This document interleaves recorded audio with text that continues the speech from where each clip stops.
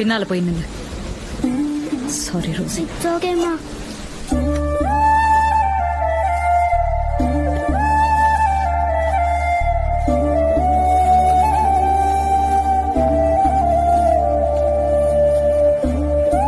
Thanks, ரொம்ப thanks.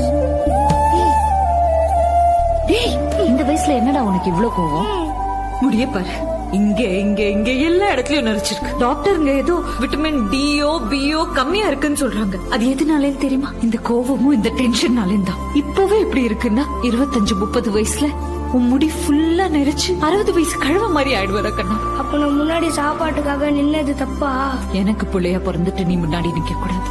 என் பிள்ளைக்கு நான் முதல்ல சாப்பாடு போட்டா இங்க படுத்துட்டு இருக்காங்களே இந்த பசங்க எல்லாம், எனக்கு ஒரு அம்மா இருந்தா அவங்க எனக்கு முதல்ல சாப்பாடு போடுவாங்கன்னு ஒரு நாள் கூட வருத்தப்படக்கூடாது. நான் கடைசியா நின்னா கொஞ்சமா தான் சாப்பாடு கிடைக்குது.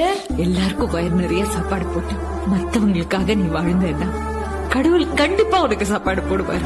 அதுதான் சத்தியம். அப்படியாமா? எனக்கு இப்போ ரொம்ப பசிக்குது. இங்க எத்தனை கடவுள் இருக்காங்க, ஏதாச்சும் ஒரு கடவுளை சாப்பாடு போட சொல்லுமா? கடவுளே, இவன் கேக்குறதுக்கு என்கிட்ட பதிலே இல்லையே.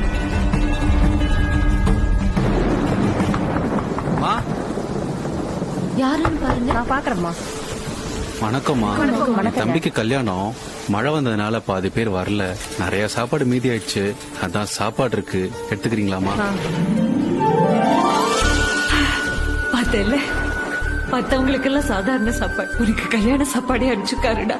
கடவுள் இருக்கிறாருன்னு நம்புறவங்களுக்கு கடவுள் எப்பவுமே கூடவே இருப்பார். நன்றி சொல்லு.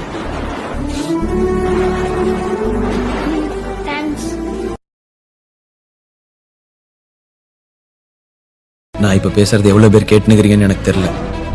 நைட்டு எவ்வளவு பேர் நான் சொன்னதை பண்ணுவீங்கன்னு எனக்கு தெரியல. ஆனா கடைசியா ஒரே ஒரு விஷயம் மட்டும் சொல்லிக்கிறேன்.